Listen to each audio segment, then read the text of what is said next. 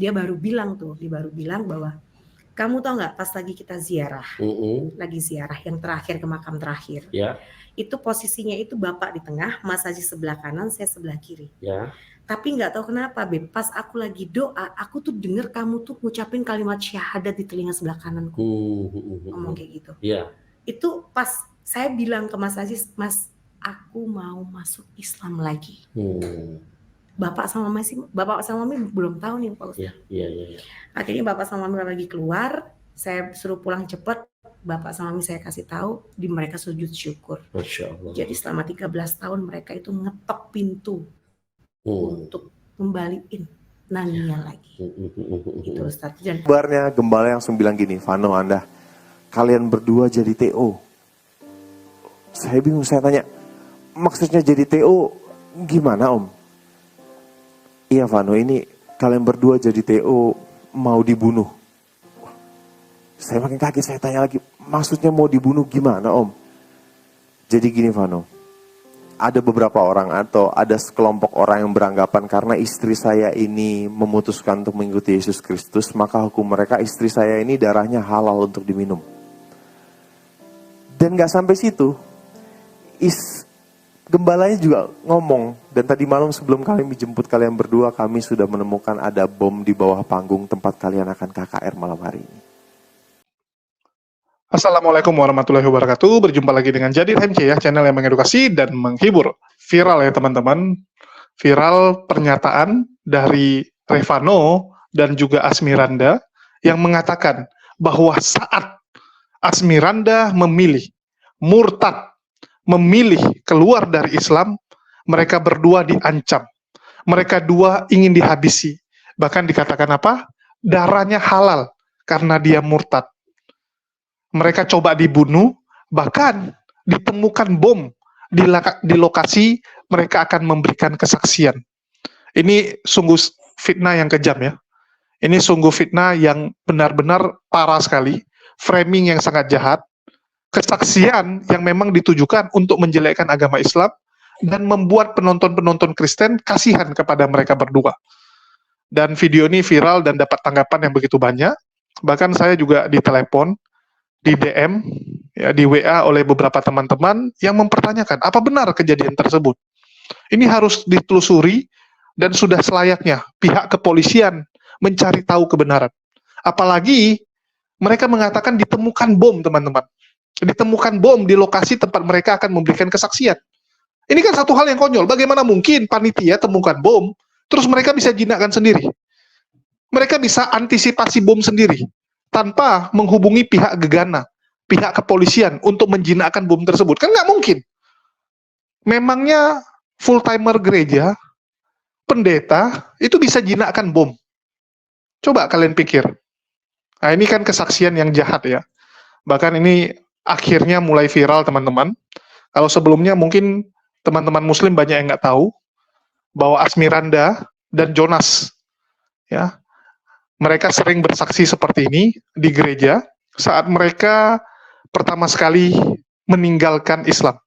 Saat Asmiranda pertama kali menjadi seorang Kristen, dan dia di blacklist ya, di blacklist oleh banyak produk-produk, karena dianggap mereka dua kan bikin skandal. Si Jonas sebelumnya dikabarkan sudah mualaf, sudah mau menikah secara Islam, tiba-tiba kembali jadi Kristen. Dianggap mempermainkan agama. Dan viral berita tersebut, saya rasa teman-teman juga sudah tahu, silahkan dicek di sosial media, jejak digitalnya banyak. Dan karena itu biasalah, perusahaan-perusahaan tidak mau ambil risiko dengan memutus kontrak Asmiranda. Dari situ mereka cari job, mereka menjadi penyanyi rohani. Terus mereka dipanggil dari satu gereja ke gereja untuk kesaksian, di mana dari gereja tersebut tentu saja ada namanya persembahan kasih. Jadi pekerjaan mereka berubah jadi pengkhotbah. Pekerjaan mereka berubah jadi dari satu gereja ke gereja yang lain, memberi kesaksian supaya ada pekerjaan. Karena persembahan kasih itu kan lumayan. Apalagi kalau kesaksian kamu tuh menghibur, kesaksian kamu tuh dianggap membangun, kesaksian kamu disukai oleh jemaat, biasanya persembahan kasihnya akan lebih banyak. Akan jauh lebih banyak, teman-teman. Kan seperti itu. Nah, kita tahulah bagaimana mereka berdua ini hidup dengan memframing dan menjelekkan Islam. Yaitu yang viral pertama. Terus yang kedua, banyak juga penonton-penonton yang menyayangkan Asmiranda keluar dari Islam alias murtad. Dan saya selalu mengatakan kepada mereka, mari kita doakan. Ya, kita doakan semoga Asmiranda tersadarkan, Asmiranda kembali mendapatkan hidayah. Jadi kita bilang, janganlah kita doakan yang buruk-buruk, kita doakan yang baik saja. Tunjukkan bahwa Islam adalah agama rahmatan lil alamin. Untuk orang-orang yang murtad, mari kita doakan. Karena selama dia masih hidup, tidak tertutup kemungkinan dia kembali. Betul tidak? Tidak tertutup kemungkinan itu, dia bisa kembali. Contoh saja, Nania Idol. Ya, saya rasa teman-teman tahu ya, nanti kita juga akan putarkan videonya supaya jadi pelajaran. Ya, supaya jadi pelajaran bagi kita semua, bahwa memang ada orang itu yang istilahnya mencoba mencari jati diri. Ada orang yang lagi coba senang-senangan begitu. Di Islam nggak bisa senang-senang, karena di Islam tuh banyak. Nggak boleh makan yang haram, nggak boleh ambil pekerjaan yang haram, nggak boleh berzina, nggak boleh yang aneh-aneh. Sehingga banyak orang itu di usia mudanya, dia keluar dari Islam karena pingin kesenangan, karena pingin kenikmatan. Tapi akan ada satu titik di mana dia mulai menyadari, ternyata semua itu sia-sia. Dunia ini ternyata sia-sia. Karena ujung-ujungnya kita pasti akan meninggal. Kita akan kembali ke tempat kita berasal. Nah, disitulah mulai orang akan mempertimbangkan, orang akan mulai mereview ulang gitu kan, bahwa ternyata nggak ada gunanya kesenangan-kesenangan dunia ini. Nah, mulailah banyak yang kembali ke Islam. Kalau yang Islam belum sempat murtad, biasanya dia hijrah namanya. Ya, banyak orang yang di usia tua, di satu titik mereka memilih hijrah. Ya, yang Islam hijrah, kalau yang sudah murtad biasa kembali. Yang sudah murtad biasa kembali ke Islam. Nah, banyak cerita-cerita seperti itu, dan kita harap Asmiranda juga mengalami yang serupa. Tapi sebelumnya saya putarkan dulu ya, sebagai bukti bahwa Asmiranda ini memang sangat sering bersama Jonas Rivano memberikan kesaksian menjelekkan Islam. Kesempatan boleh ada tengah-tengah saudara-saudara sekalian, satu kehormatan. Seperti yang tadi istri saya bilang, kami yakin betul. Ini bukan kebetulan, tapi pasti ini maunya Tuhan. Amin. Dan mungkin kalau kami diminta untuk kesaksian, kami lebih suka bilang ini sharing tentang kebaikan Tuhan dalam kehidupan kami berdua. Kenapa? Karena kalau kami disuruh kesaksian, kami mau ceritakan dari awal, pertengahan, sampai dengan hari ini, ya kita bisa pulang kira-kira jam 4 pagi itu saudara. Memang saudara mau pulang jam 4 pagi? Saudara aja, saya memang gak mau. Karena menurut kami juga ada yang jauh lebih penting apa? Kami mau share tentang kebaikan-kebaikan Tuhan dalam kehidupan kami.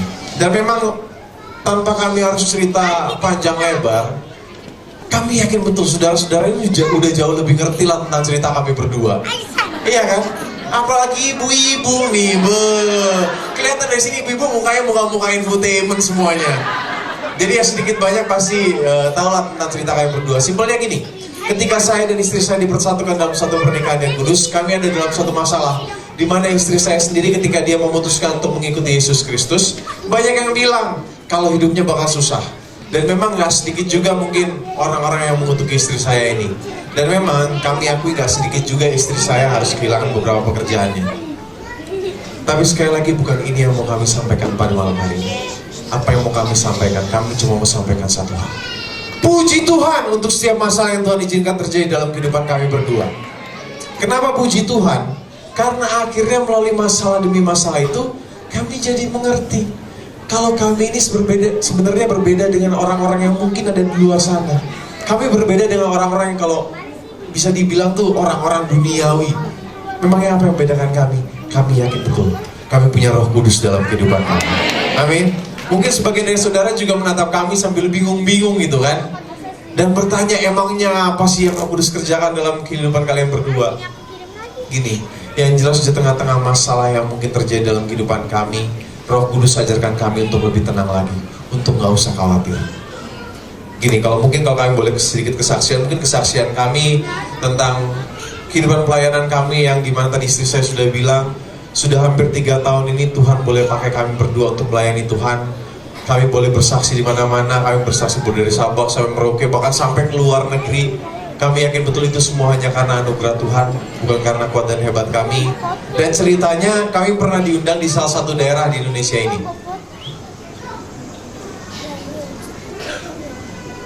Ceritanya kami pernah diundang di salah satu daerah yang masih di Indonesia ini. Kebetulan kami diundang untuk ikut rally KKR 3 hari berturut-turut di 3 tempat yang berbeda-beda juga. Nah, saat kami sampai ke daerah itu, kami turun dari pesawat, kami dijemput sama gembala dan panitia yang ada di sana. Tapi kami dijemput dengan, gimana ya, dengan wajah-wajah yang kalau bahasa Inggrisnya bilang tuh, muka-mukanya robok sepet. Muka-mukanya gak enak gitu, sampai saya tanya sama istri saya, aduh sayang, kita salah apa nih sayang? Kok kita dijemput pakai muka-muka gini? Yang bener aja saudara, belum sempat kami ngomong apa-apa, kami langsung ditarik sama gembala dan panitia yang ada di sana untuk istirahat di salah satu coffee shop yang ada di sana. Saat kami duduk di coffee shop itu, gembalanya juga belum sempat ngomong, "Shalom Vano, Anda gimana kabarnya?" Gembalanya langsung bilang, "Vano, Anda kalian berdua jadi TO." Saya tanya, maksudnya jadi TO gimana Om? Kalian berdua jadi TO mau dibunuh. Saya tanya lagi, maksudnya mau dibunuh gimana Om? Jadi gini Vano, ada sekelompok orang atau ada beberapa orang yang beranggapan karena istri saya ini dia memutuskan untuk mengikuti Yesus Kristus, maka menurut mereka atau menurut hukum mereka darah istri saya ini halal untuk diminum. Dan gak sampai situ, bahkan gembalanya juga bilang gini, dan tadi malam sebelum kami jemput kalian, kami sudah menemukan ada bom di bawah panggung tempat kalian akan KKR malam hari ini. Dan saudara, harusnya di saat itu kalian berdua panik, harusnya kalian berdua khawatir, harusnya kalian berdua takut. Tapi apa yang kalian berdua lakukan? Kami berdua malah bercanda-canda. Istri saya ini malah ngomong sama saya dengan nada manja. Dia bilang gini, "Aduh sayang, masa iya siang udah mau dibunuh? Kan aku belum punya anak dari kamu." Kami berdua ketawa-ketawa gitu kan. Tapi gembala sama panitia udah gak bisa ketawa. Sampai akhirnya kami bilang, "Udahlah, oh jalanin aja." Akhirnya kami jalani KKR di malam hari yang pertama itu. Dan saudara tahu, nggak terjadi apa-apa. Walaupun kami harus muter-muter dulu untuk sampai ke tempat KKR itu, dan kami juga harus pindah-pindah hotel 3-4 kali untuk alasan keamanan dan keselamatan. Tapi di hari yang pertama nggak terjadi apa-apa. Di hari yang kedua, KKR malam yang kedua, sama, nggak terjadi apa-apa juga. Sampai pada hari yang ketiga. Di hari yang ketiga itu pagi-pagi banget gembalanya udah ngajak kami berdua untuk ngobrol. Dan gembalanya ngomong gini sama kami, "Vano, Anda sepertinya siang hari ini kita pulang aja." Saya tanya lagi, "Memangnya ada apa lagi Om?" "Jadi gini Vano, ini ancamannya udah makin serius. Kami dan juga panitia sepertinya kamu udah gak sanggup lagi." Dan saudara, harusnya kembali di saat itu saya dan istri saya ini kami berdua merasa panik, kami berdua merasa khawatir, kami berdua merasa takut. Kenapa? Karena yang bikin acara sendiri bilang kalau mereka udah gak sanggup. Tapi apa yang Tuhan taruh dalam hati kami sehingga kami cuma ngomong gini sama gembalanya. Kami bilang, "Om, kami datang ke sini kami cuma mau melayani Tuhan. Dan kalaupun kami harus mati ketika kami melayani Tuhan, puji Tuhan Om, kami tahu kamu bakal pergi kemana kok." Akhirnya gembalanya ada sedikit kekuatan.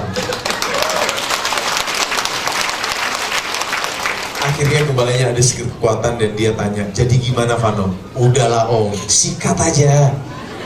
Akhirnya kami jalani KKR di malam hari yang terakhir itu, di malam hari yang ketiga. Dan saudara tahu, memang ada beberapa hal yang terjadi. Yang kebetulan di saat kami berdua ada di depan panggung, di atas panggung, mungkin seperti pada malam hari ini, kami berdiri di depan panggung, kebetulan di belakang kami ini ada singer. Ada 2 orang singer yang kebetulan 2 orang singer ini dua-duanya ibu-ibu. Nah ibu-ibu ini mereka berdua saling bisik-bisik. Tapi bisik-bisiknya kedengeran. Susah ibu-ibu kalau bisik-bisik kedengeran. Ibu-ibu yang satu ngomong sama ibu-ibu yang kedua, dia bilang gini, "Lu tukeran tempat dong sama gua." Yang satu lagi nanya, "Emangnya kenapa?" Yang satu lagi jawab, "Gua masih punya anak kecil-kecil, gua masih belum mau mati." Bayangin saudara ngomong kayak gitu di belakang kita, kedengeran lagi. Tapi saudara tahu apa yang terjadi malam hari itu? Ada 2 hal yang terjadi. Yang pertama, ada sekitar 40.000 orang yang datang ke KKR itu. Dan yang kedua, nama Yesus makin dipermuliakan. Gak ada satupun dari ancaman-ancaman itu yang terjadi, dan di situ Roh Kudus ajarkan kamu untuk lebih tenang lagi, untuk gak usah khawatir tengah-tengah masalah yang mungkin terjadi dalam kehidupan kami. Kenapa? Karena akhirnya kami tahu orang yang coba main-main dengan pekerjaan Tuhan, orang yang coba main-main dengan hamba-hamba Tuhan, dan orang yang coba main-main dengan kita anak-anak Tuhan, itu urusannya langsung dengan Tuhan. Amin. Dan melalui satu pujian ini juga, pujian yang akan kami bawakan ini sebenarnya terinspirasi dari kesaksian kami berdua. Pujian ini diciptakan oleh sahabat kami, Jason. Yang kalau sudah tahu, Jason ini yang menciptakan lagu Bapa sentuh hatiku, ubah hidupku. Dia juga ciptakan satu lagu Pertolonganmu begitu ajaib. Nah, dia juga ciptakan baru-baru ini ciptakan satu lagu anak-anak yang kalau saudara tahu lagunya, coba saudara ikutin. Lagunya gini. Jadi anak manis gak boleh menangis, malu sama kucing. Oh haleluya, banyak kucing juga ternyata. Puji Tuhan, sahabat kami ini ketika dia mendengarkan kesaksian kami, dia bilang dia berkati. Dan dia mau bikin lagu buat kami berdua. Tapi setelah lagu ini jadi, setelah pujian ini jadi, justru saya dan istri saya kembali sangat-sangat diberkati. Kenapa? Karena melalui pujian ini kami kembali diingatkan. Dan ini bukan bukan cuma 1-2 video, teman-teman, banyak. Saya sendiri, saya menjadi saksi mata. Ya, saya saksi mata, bukan hanya dengar di medsos. Saya datang sendiri. Jadi dulu Asmiranda dan Revano ini pernah datang ke Medan di GPDI Maranatha. Di gereja GPDI Maranatha, dan teman saya itu mengundang saya untuk hadir, untuk dengar. Dan karena ini Asmiranda, ya udah saya datang gitu kan. Pengen dengar juga kesaksian dia. Dan kesaksiannya sama percis, teman-teman. Apa yang dia sampaikan sama percis. Ini macam udah baca naskah mereka. Jadi apa yang mereka sampaikan tuh ulang-ulang di semua gereja sama. Di setiap kesempatan, di tempat Kristen semua sama. Baik itu di gereja atau di perkumpulan Kristen, mereka akan bersaksi seperti ini. Tujuannya apa? Supaya orang Kristen kasihan sama mereka, dianggap, waduh kamu udah pikul salib. Ya, demi menjadi Kristen kamu sudah kehilangan banyak hal, udah kita bantu. Kamu kehilangan pekerjaan kamu. Ya, sedangkan cicilan rumah, biaya hidup kamu besar, udahlah kita bantu. Itu kan supaya donatur-donatur Kristen kasihan sama mereka. Makin kamu jelekkan Islam, donatur makin banyak yang kasih duit. Makin banyak Islamophobia yang bantu kamu. Nah, ini jahatnya. Kita lihat kesaksian Murtadin ini, selalu menjelekkan Islam. Coba cek, betul nggak? Di Islam tuh begini, wah saya halal darahnya gitu kan. Mana buktinya gitu? Anda bilang Anda mau dibom. Bagaimana mungkin ada satu tempat, teman-teman, ya kita bilang lah, ini tempat yang digunakan oleh gereja untuk KKR atau acara. Ditemukan bom. Siapa yang jinakkan bom itu? Coba saya tanya. Apakah mungkin kepolisian ya membiarkan rakyat sipil jinakkan bom? Coba saya tanya. Apa mungkin ada bom terus nggak ada berita? Nggak mungkin, teman-teman. Wartawan tuh nunggu di kantor polisi, biar kalian tahu. Silakan kalian cek. Apalagi kalau udah bicara bom. Polsek nggak bisa urusin yang ginian. Nggak mungkin kan? Ada polisi dari Polsek datang jinakkan bom. Nggak ada. Yang ngurusin bom itu satuan khusus. Yang bisa jinakkan bom itu satuan khusus, teman-teman. Gegana di Brimob. Dan kalau sampai ada bom, itu wartawan cepat, teman-teman. Wartawan tuh di Polda, di Polres lengkap. Mereka nunggu di situ. Nunggu berita. Betul nggak? Wartawan tuh nunggu berita di Polda, Polres. Apalagi ini bom, pasti viral. Jadi konyol sekali kalau nggak ada beritanya. Konyol sekali kalau pengurus gereja bisa jinakkan bom. Ya. Ada-ada aja. Dan saya tampilkan ya, ini bukti teman-teman. Ini pertama kali kemarin saya bahas, Murtadin Asmiranda ditabok mualaf cerdas, Dian Sastro. Ya, sebagian teman-teman mungkin sudah nonton, ini lagi viral, dan teman-teman yang lain juga ikutan bahas. Ya, ini kesaksian dia di satu gereja, dia ngomong sama percis, dengan yang satu ini teman-teman. Ya, jadi saya tampilkan ada beberapa kali, nih, di HMC News saya tampilkan juga, tapi ini di tempat yang berbeda. Akan beda bajunya ya. Bajunya beda, gerejanya beda, tapi kesaksiannya sama percis. Seperti baca teks. Dan sama percis juga dengan yang tadi saya tampilkan. Betul tidak? Yang tadi saya tampilkan beda lagi. Tapi sama percis. Yang saya tampilkan kan ini bajunya. Barusan. Sama percis kan? Jadi memang dia ini hafal teks. Jadi memang ada naskahnya yang mereka baca ulang-ulang, bahwa mereka dipersekusi lah dan sebagainya. Padahal kalau kita lihat, mohon maaf teman-teman, kalau Islam sampai mempersekusi orang yang murtad, itu viral cepat beritanya. Karena Polikarpus ini, channel-channel Polikarpus itu ibarat kayak lalat. Mereka tuh kayak lalat, kalau ada berita yang jelekkan Islam, wah bum-bam cepat teman-teman. Ada ustadz melakukan pencabulan, wah 7 hari 7 malam beritanya. 7 hari 7 malam digoreng terus. Mereka paling cepat menggoreng berita kalau ada yang menjelekkan Islam. Jadi nggak mungkin kalau sampai ada bom nggak ada beritanya. Itu aja logikanya. Logikanya situ aja teman-teman. Terutama teman-teman Kristen ya. Coba kalian pikirkan, masuk akal nggak? Kalau dulu, saya waktu masih Kristen, saya percaya sama yang dibilang Asmiranda. Wah, sadis ya, sampai mau dibunuh. Karena memang kita itu selalu di-framing. Islam itu selalu di-framing sebagai umat yang kejam, sadis, mengganggu orang, bom, teroris. Sehingga orang-orang Kristen awam percaya. Saya dulu Kristen awam, saya percaya juga. Tapi sekarang saya pikirkan, loh gimana ceritanya ada bom, tapi nggak ada berita? Gimana ceritanya panitia, orang Kristen, pendeta, jemaat, full-timer, bisa jinakkan bom? Terus bomnya ditaruh di mana gitu? Udah dijinakkan, kamu taruh di mana? Kamu simpan, kamu jual? Ada-ada aja. Baru sekarang pikiran saya terbuka. Oke, kita akan bandingkan ya kisah ini. Dan sekali lagi, semoga, ya saya nggak marah sama Asmiranda, cuman saya merasa kasihan. Saya marahnya dengan penipuan yang dilakukan oleh Revano, karena saya lihat yang ngomong dia kan. Asmiranda aja nggak mau ngomong. Bahkan kalau kita lihat mukanya kayak, ya mukanya Asmiranda tuh kayak terdiam gitu kan. Mungkin dalam hati, ya ini mungkin sekali lagi ya, mungkin dalam hati dia berpikir juga, ini si Revano nih bohong aja kerjanya. Tapi kalau dia nggak ikutan, nggak makan nanti. Nggak makan, karena mereka butuh pekerjaan kesaksian di gereja ini.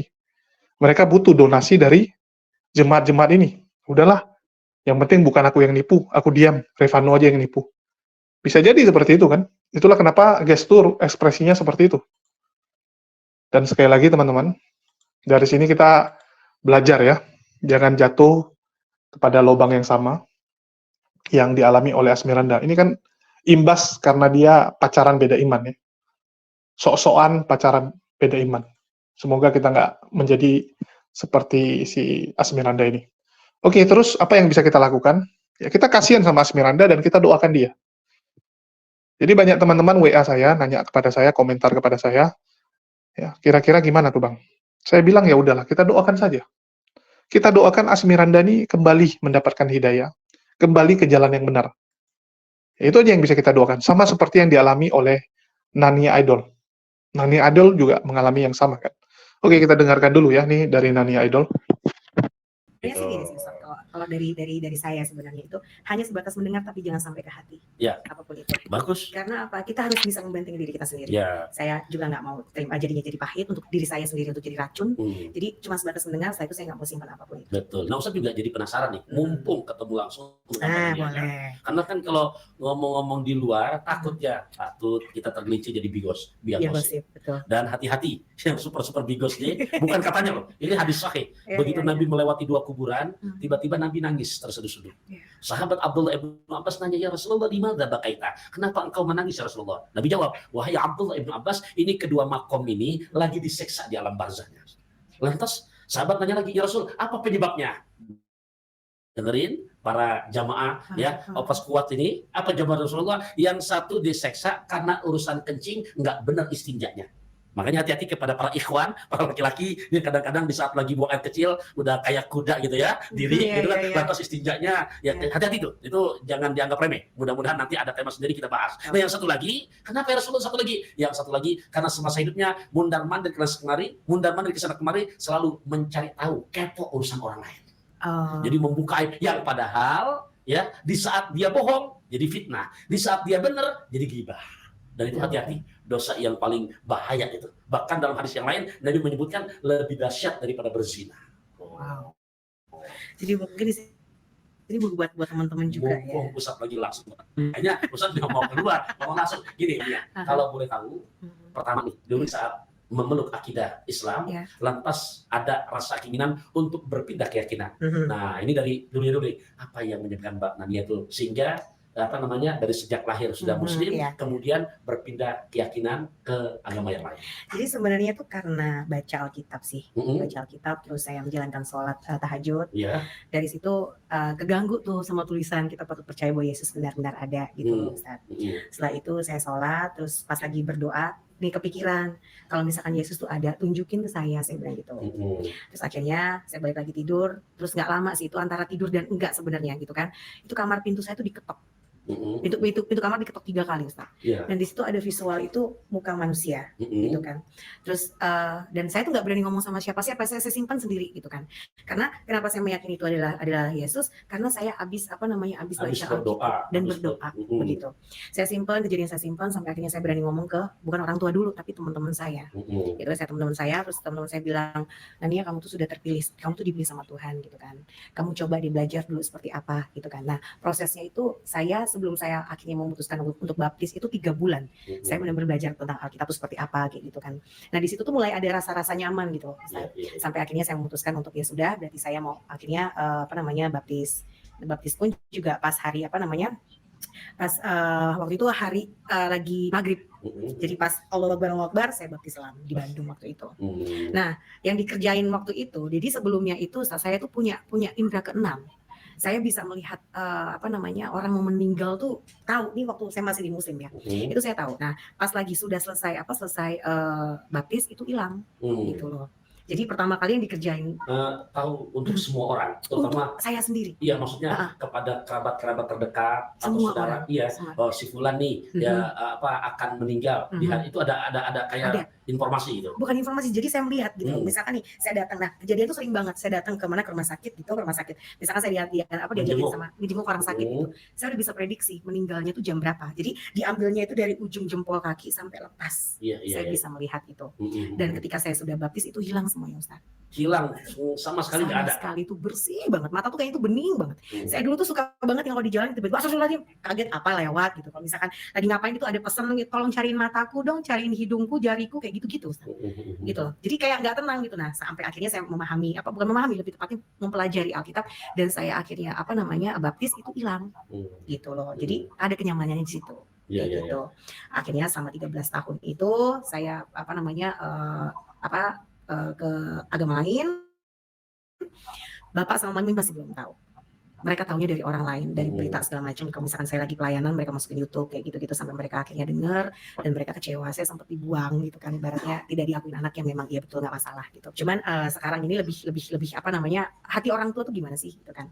Nah, alhamdulillahnya sih setelah ketika saya ini nggak apa-apa agak panjang nggak masalah lah ya. Setelah saya menceritakan saya juga sekalian klarifikasi gitu loh. Seperti apa sih kok bisa sih Nania secepat itu gitu untuk dapat hidayah gitu kan ya. Selama 13 tahun termasuk setelah pindah keyakinan termasuk yang patuh apa enggak dalam menjalankan ritual-ritual? Patuh. Setiap minggu itu saya selalu ke gereja. Saya rajin baca Alkitab setiap pagi. Saya saat teduh segala macam saat teduh itu kalau istilahnya tuh gini, pagi itu sekitar jam 5 pagi saat teduh berdoa untuk menjalani hari-hari beberapa jam kemudian kayak gitu loh. Itu sama doa malam. Itu saya begitu, Ustaz. Sampai akhirnya masuk tahun ke-10 ya kan, masuk ke tahun 10 jadi 3 tahun terakhir kemarin itu tiba-tiba itu sebelum Covid itu saya masih ingat sebelum Covid itu 3 tahun itu saya bilang gini ke diri saya sendiri, nanti one day kalau misalkan saya meninggal, saya mau dimakamkan sebagai apa? Islam atau Kristen? Timbul pertanyaan gitu. Padahal sudah 10 tahun. Padahal sudah 10 tahun dan mereka itu orang tua aku tuh udah yang oh ya sudah nggak apa-apa, perbedaan nggak apa-apa. Udah menerima padahal sudah menerima. Tapi kan menerimanya kan belum tentu ridho Allah. Iya. Maksudnya udah memaklumi lah secara kemanusiaannya. Iya betul. Apapun juga. Tapi ternyata timbul keraguan nanti kalau saya meninggal. Nah dari situ gimana? Saya bilang kan, ini sebelum Covid, saya bilang nanti one day misalkan saya meninggal, aku ini dikuburin secara apa ya, Islam atau Kristen ya? Itu terus. Semakin saya nggak pikirin, semakin saya kepikiran gitu kan. Sampai akhirnya ada Covid. Itu tambah bergejolak. Kita kan nggak tahu namanya Covid kan siapa aja bisa kena. Iya, ada rasa khawatir. Rasa khawatir itu ada. Sampai terusan gitu. Udah akhirnya saya simpan sendiri. Terus 4 bulan sebelum saya bulan Januari itu pulang. Nah, tahun kemarin Januari kemarin tuh saya pulang karena saya mau bikin single baru. Ya kan? Saya pulang, saya ziarah Saya sama manajemen saya minta doa restu Ziarah ke makam kakek, nenek, semuanya. Terus guru-gurunya bapak semuanya. Mohon maaf, kalau di Kristiani ada ritual begitu juga? Kalau itu saya sih belum pernah, untuk ke situ belum. Ini berarti ziarah masih ritual Islam dong? Ritual Islam. Yang saat itu padahal masih keyakinan dengan Alkitab. Saya waktu itu saya kosongin, Ustaz. Saya kosongin. Karena 3 tahun itu saya udah ragu-ragu. Pas Januari itu saya benar-benar kosongin. Dari bulan Desember itu biasanya ada pelayanan, ini nggak ada sama sekali. Dari situ saya mikirnya, wah, semakin kepikiran kan. Januari saya pulang itu saya dalam keadaan kosong. Saya nggak mau terima kanan kiri, nggak mau ngomong, dengar apapun itu. Saya tidak buka Alkitab, tidak pergi ke gereja. Berziarah berapa kali dalam seminggu tuh? Pulangnya cuma 3 hari doang, Ustaz. 3 hari. Dan ziarah tuh 1 hari. Nah, 1 hari itu. Apa yang dirasakan? Pas lagi berdoa, saya keadaan kosong, saya berasa kayak ada fitras putih. Berasa kayak, ya doa saya kan doa ya secara umum ya, bukan menyebutkan Al-Fatihah atau segala macam. Ya pokoknya saya pengen ziarah, that's it, itu doang. Tapi ketika saya pas tutup mata, itu berasa kayak ada fitrah warna putih. Kayak ada sesuatu yang ketahan, kayak ada border gitu. Nah, saya simpan sendiri, nggak berani ngomong sama siapa lagi. Gitu kan. Setelah itu saya balik ke Jakarta, bikin video klip, single, akhirnya launching bulan Februari. Udah dari situ, terus pas lebaran kemarin baru ini, saya pulang kan 2 minggu. 2 minggu, bapak mami itu senang banget saya pulang. Itu saya masih kosong gitu. Mereka belum tahu kalau saya itu kosong, dalam keadaan kosong. Mereka taunya dari Kristen. Terus dari itu saya ke rumah eyang, keluarga semuanya. Entah kenapa ini pas lagi datang saya ngucapin assalamualaikum dan pulang dan ngomongnya assalamualaikum. Memberi salam. Iya, memberi salam. Sampai keluarga besar, loh kok Nia kok udah mulai salam lagi. Terus udah gitu selesai saya pulang gitu. Nah, ini 3 hari sebelum saya balik ke Jakarta. 3 hari sebelum saya balik ke Jakarta, ini perasaan saya nggak enak lagi nih, gitu kan. Mami tiduran, mami capek, saya pijitin kakinya, udah tidur, ada pertanyaan lagi, Ustaz. Saya sambil nangis ngeliat mami saya, ya Allah, ini kok kalau misalkan mami saya meninggal suatu saat, yang doain siapa, mandiin siapa? Mohon maaf, Mbak Nadia berapa saudara? 3 bersaudara. Dan masih ada 3-tiganya? Masih ada. Oke, anak keberapa dari 3? Pertama. Pertama. Jadi saya, adik saya laki-laki, sama adik saya perempuan. Ditambah lagi nanti kalau misalnya saya meninggal, dikuburkan secara apa, nanti anak saya nggak bisa nyentuh jenazah saya untuk dimandikan dan didoakan. Yang nyolatin saya siapa? Dari situ Ustadz, H-1 saya balik ke Jakarta, saya ngomong sama Mas Aziz, manajer saya, Mas, ada yang salah nih, saya bilang kayak gitu. Kenapa Beb dicerita? Saya cerita semuanya. Terus dia baru bilang bahwa kamu tau nggak pas lagi kita ziarah, lagi ziarah yang terakhir ke makam terakhir, itu posisinya itu bapak di tengah, Mas Aziz sebelah kanan, saya sebelah kiri.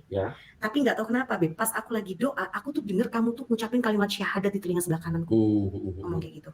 Itu pas saya bilang ke Mas Aziz, Mas, aku mau masuk Islam lagi. Bapak sama mami belum tahu nih Pak Ustaz. Akhirnya bapak sama mami lagi keluar, saya suruh pulang cepat. Bapak sama mami saya kasih tahu, di mereka sujud syukur. Jadi selama 13 tahun mereka itu ngetok pintu untuk kembaliin Nania lagi. Itu Ustaz. Dan akhirnya dari situ benar-benar yang gimana ya? Hati saya tuh setelah saya ngomong sama manajemen, ngomong sama bapak sama mami, itu lega. Lebih plong lagi pas saya sudah melafalkan kalimat syahadat. Mohon maaf, untuk kembali lagi melihat orang tuh yang bahasanya akan meninggal dunia, ada itu gimana? Nggak ada. Nggak ada. Itu sudah nggak ada sih. Tapi nggak tahu ya Ustaz, saya nggak tahu. Cuman untuk sementara ini nggak. Dan sekarang tuh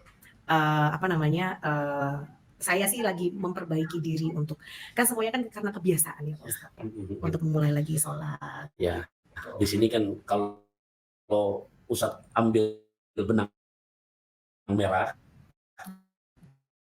dari yang cerita Mbak Nania barusan, bohong kalau dia nggak sedih ya melihat daripada zuriahnya, anaknya langsung. Nah makanya pesan Nabi kan Muhammad dalam Al-Quran, wala tamutunna illa wa antum muslimun, jangan sekali-kali kamu meninggal dunia kecuali dalam keadaan keterima iman Islam kamu. Nah saya nggak tahu dan kita juga nggak tahu, mungkin di sebelah doa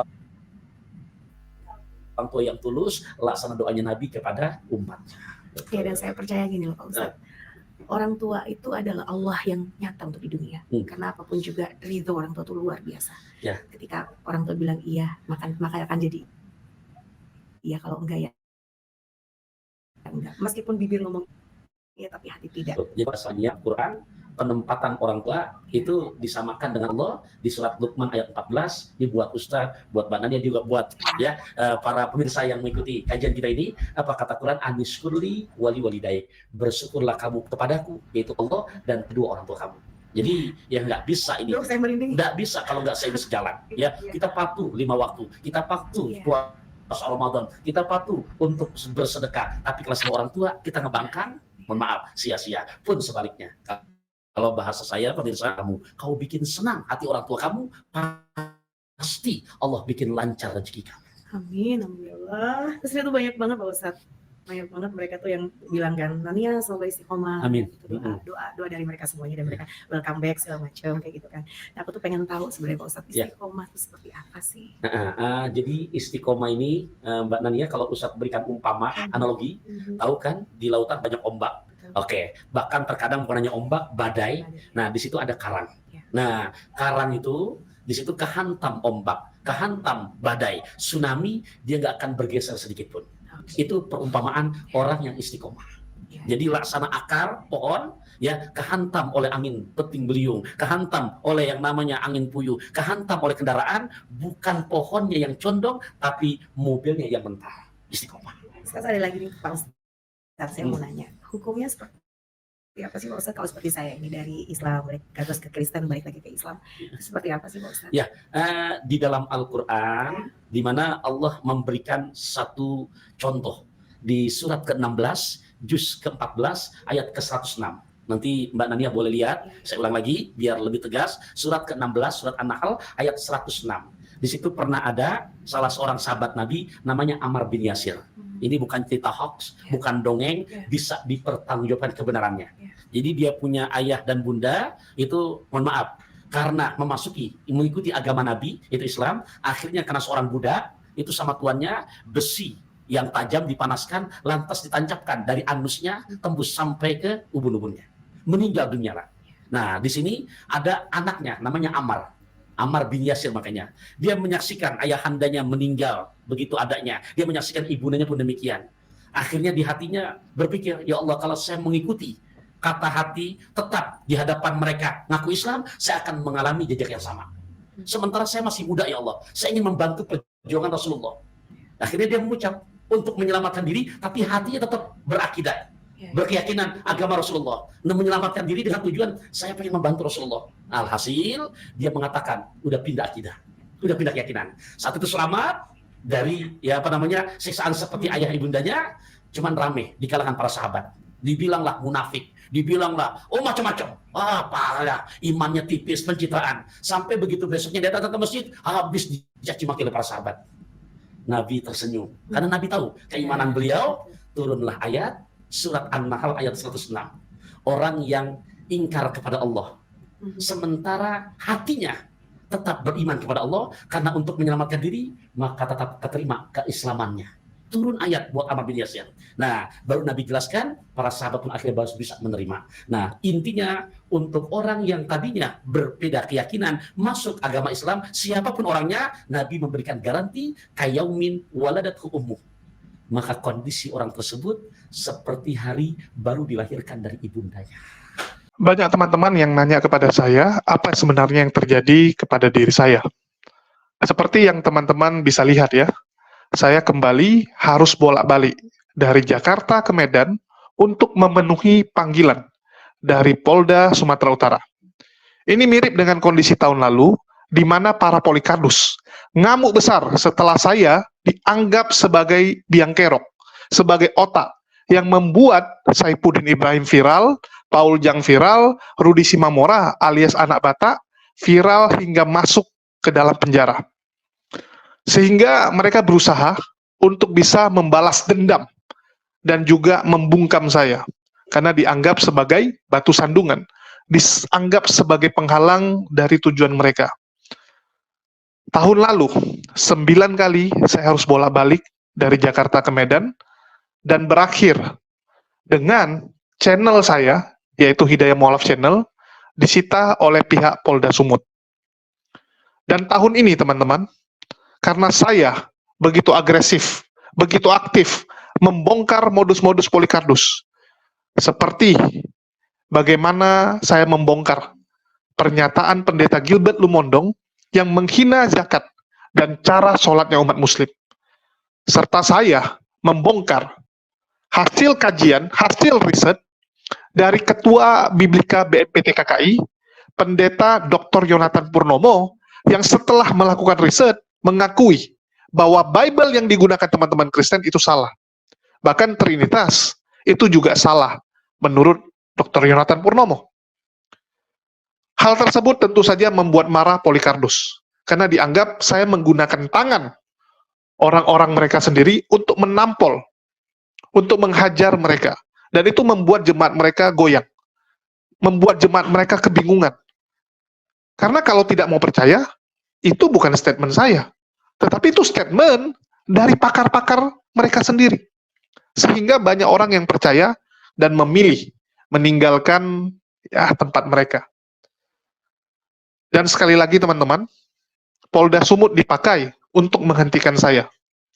Mereka menargetkan untuk bisa memenjarakan ataupun minimal membuat channel saya, yaitu Jadid HMC ini, kembali bisa disita seperti nasib channel HMC. Kemarin teman-teman, saya ngobrol dengan Kores, serta Ustadz Wafi, dan beberapa teman ya. Mereka sampai bingung, mengapa selalu saya yang dijadikan target utama? Apakah karena saya berasal dari suku Tionghoa, dan dianggap sering mengalah terhadap tindakan mereka, dianggap kurang keras, dianggap tidak melakukan perlawanan, sehingga dipikir ini gampang untuk dibereskan. Atau ini hanya sekedar cobaan yang Allah berikan karena ada hal yang salah dari diri saya. Kalau teman-teman bertanya kepada saya sendiri, saya lebih memilih untuk mengatakan bahwa ya ini adalah ujian yang harus saya hadapi. Ujian yang harus saya lewati untuk naik kelas. Karena bisa jadi, selama ini niat saya belum 100%. Bisa jadi. Di mulut saya berkata, perjuangan yang saya lakukan, lillahi ta'ala. Tetapi, bisa jadi, di dalam hati saya, tidak 100% seperti itu. Kadang saya masih bisa bersedih. Kadang saya masih tidak bisa menerima.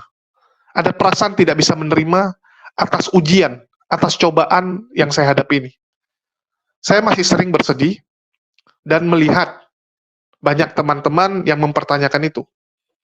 Bahkan banyak sekali orang-orang yang WA hanya untuk memarahi saya. Mereka menanyakan dan mengatakan bahwa kenapa kamu menunjukkan sisi lemah? Kenapa kamu sering menunjukkan bahwa kamu itu lemah dan tidak bisa melawan mereka? Seharusnya kamu membalas apa yang dilakukan Polycarpus. Banyak sekali orang-orang yang WA dan juga memarahi saya karena hal tersebut. Dan jujur teman-teman, ya jujur, saya masih sangat sedih kalau banyak orang-orang yang WA seperti itu. Karena kalau mau jujur, saya kehilangan banyak hal. Bahkan saya menjual banyak benda untuk perjuangan tahun lalu, untuk biaya tahun lalu. Ini membuat saya kembali mereview, melihat sejenak, kembali berpikir, dan saya yakin bahwa ujian yang Allah berikan ini memang untuk menguji keikhlasan saya dalam perjuangan ini. Apakah saya tetap akan berjuang, walau tanpa bantuan dari siapapun? Apakah saya akan tetap istiqomah kalau kemungkinan buruk terjadi kepada saya? Tetapi saya yakin pengalaman tahun lalu membuat saya lebih kuat untuk menghadapi cobaan yang terjadi tahun ini. Untuk itu saya menyatakan bahwa saya tetap akan berdiri tegar untuk menghadapi fitnah dan upaya Polycarpus untuk membungkam saya. Saya akan tetap tegak lurus, perjuangan bahwa segala yang saya lakukan itu lillahi ta'ala. Bahkan walau hanya tersisa saya sendiri, tanpa bantuan siapapun. Demikian yang bisa saya sampaikan. Terima kasih buat perhatian teman-teman selama ini. Ya, pasti kita punya satu momen, satu titik, di mana kita akan mereview ulang itu semua, teman-teman. Cuman masalahnya kita berani melangkah nggak? Ada orang gini, ini jadi autokritik juga bagi kita ya. Kita sering, ada saudara kita, keluarga kita yang murtad, terus kita biarkan dia, udah, dia murtad, nggak usah lagi urusin. Nggak usah lagi urusin, biar aja dia mampus itu. Bahkan kemarin, Ya, saya udah pernah cerita kan, salah satu penonton saya konsultasi sama saya, anaknya murtad.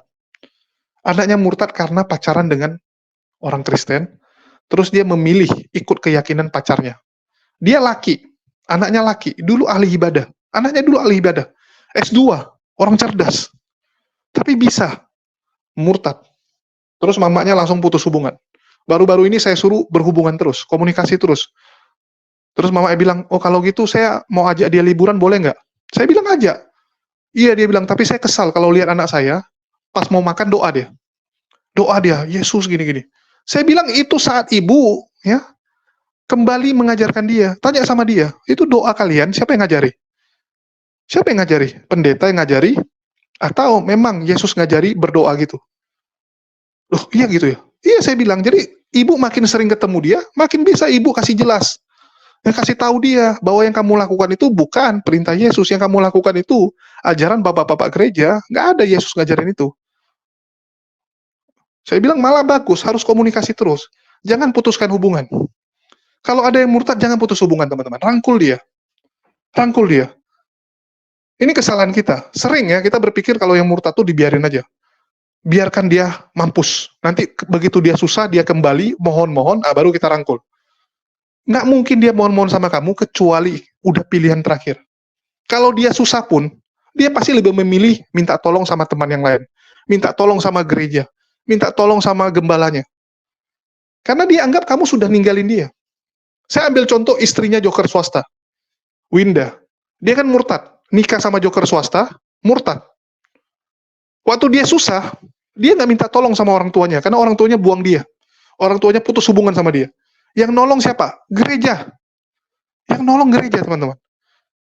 Sekarang, begitu dia mulai ya, rindu dengan Islam. Saat subuh dia dengar azan, nangis. Dia mau kembali ke Islam nggak bisa. Karena dia hutang budi. Saya beberapa kali dulu komunikasi sama Winda ini. Dia cerita sama saya, berat dia untuk kembali ke Islam. Karena dia bilang nggak enak, hutang budi dia. Lihatlah. Kita nggak pungkiri manusia itu, apalagi orang Asia ya. Orang Asia itu tipikal seganan. Orang Indonesia apalagi. Kalau dia udah hutang budi, udah nggak enak kali pasti. Itu yang terjadi. Itulah kenapa saya bilang ada yang murtad, jangan kita tinggalkan. Rangkul dia. Rangkul dia, ajari dia terus. Kasih tahu dia terus. Kita doakan. Contoh nih Nania. Saya yakin ini mamanya, orang tuanya, setiap hari doain dia supaya kembali. Itulah setelah 13 tahun dia kembali. Allah menjawab doa dari orang tuanya. Jadi kita doakan terus orang-orang yang murtad ini. Begitu juga dengan Asmiranda ini, kita doakan dia bisa kembali ke jalan yang benar. Jangan tersesat terus. Memang ada fase di mana orang pengen bebas ya, karena Islam itu kan aturannya banyak. Ada fase di mana anak-anak tuh, anak muda, orang-orang itu pengen kebebasan, bisa sesukanya. Tapi suatu saat dia akan review ulang. Semua ternyata sia-sia. Oke? Ya mungkin itu aja yang bisa saya sampaikan. Makasih buat teman-teman semua yang udah nyimak. Dan tolong dibantu share ya, supaya semua orang tahu ini. Dan dari sini kita bisa belajar.